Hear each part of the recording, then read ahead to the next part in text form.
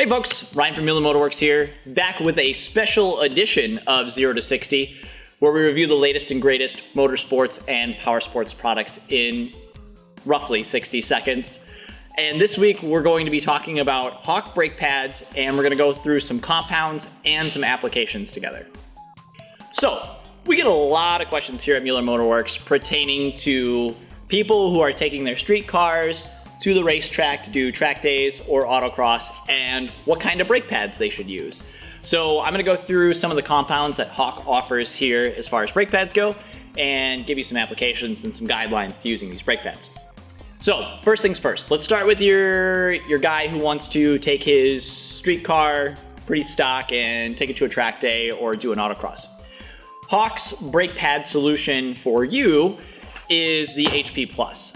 The HP Plus is Hawk's compromise brake pad, I like to call it. It gives you a lot of the characteristics that you want in a brake pad on the street, such as a quiet brake pad. It doesn't make a lot of noise on initial cold applications. And it also doesn't dust a terrible amount either. And the Hawk does have some of the capabilities you would like in a track pad or an autocross pad. It does hold up relatively well to high temperatures, gives you a reduction in brake fade, that kind of stuff when you start getting up, around 900, 1,000, 1,200 degrees. But there are some downsides to the HP Plus. I said before, it's not very noisy on the street. Well, not very noisy is a relative term. It does squeak, it does make some noise because it is a harder compound than you'd get with like a factory brake pad or just a regular old street brake pad. We call it a compromise pad because it's trying to give you the best of both worlds between a street pad and a track pad, but it's not really an optimum solution. With brakes, there's never really an optimum solution unless it's a full-on street car or a full-on race car. For those doing track days and that kind of stuff with your street cars and you want to use one set of brake pads, HP Plus is probably the way to go, but it has downsides. With a really heavy car on the racetrack, really hot day, novice driver, on the brakes a lot, they're gonna fade. They're not gonna hold up as well as like a Blue or an HT10 will.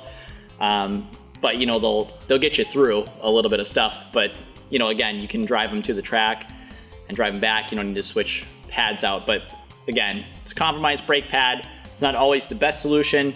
I'd say for lighter cars, anything in like the Honda Civic range, WRXs, RSXs, that kind of stuff, cars weighing under 3,000 pounds, these will work okay on the racetrack for you.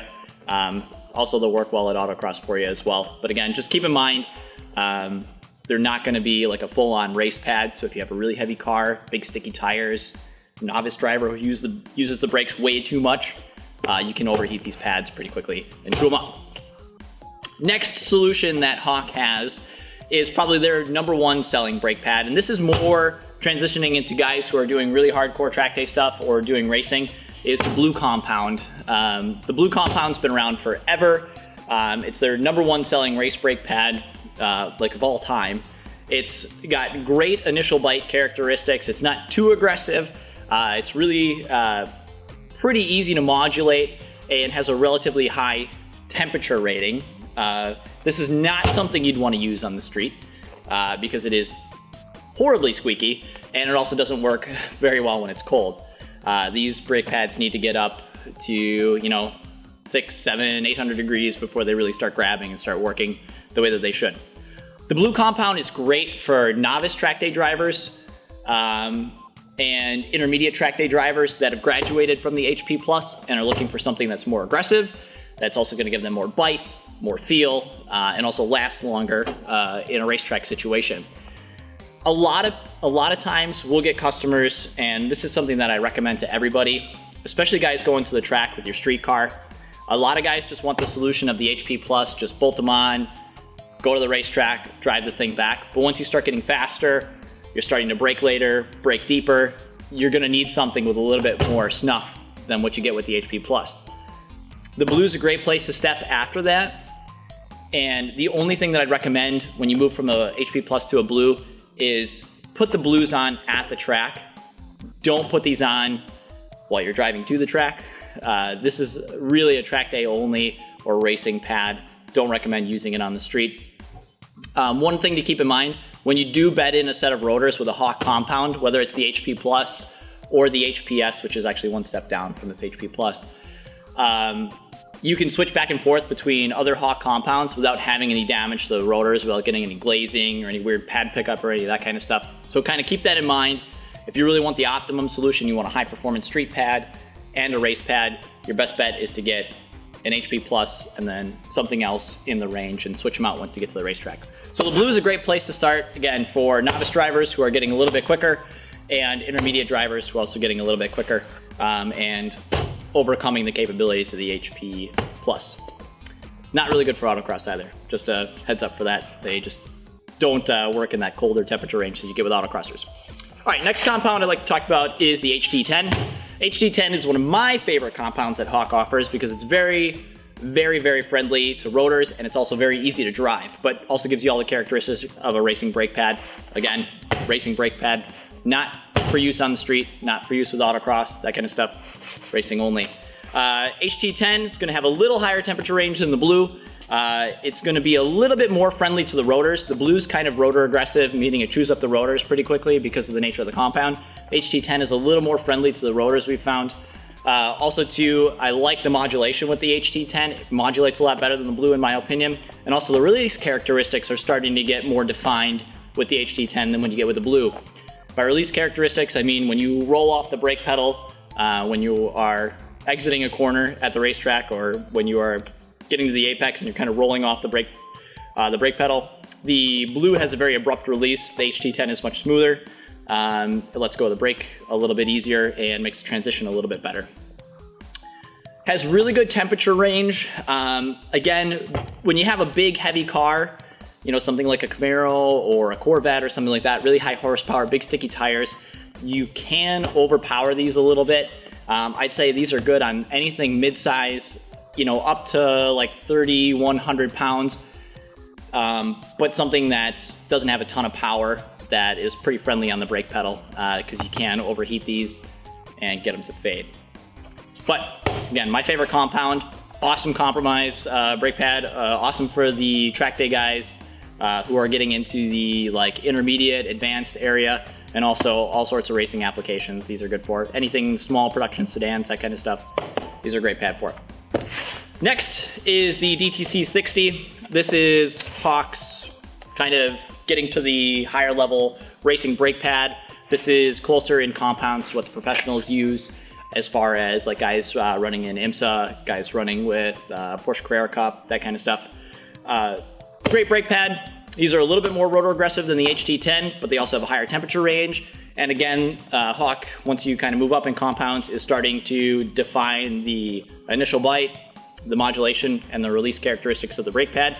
These have a pretty high initial bite, meaning when you first get on the brake, once they're up to temperature, it really bites very hard, it grabs very hard. But it does have nice modulation characteristics after that, and the release characteristics are really nice.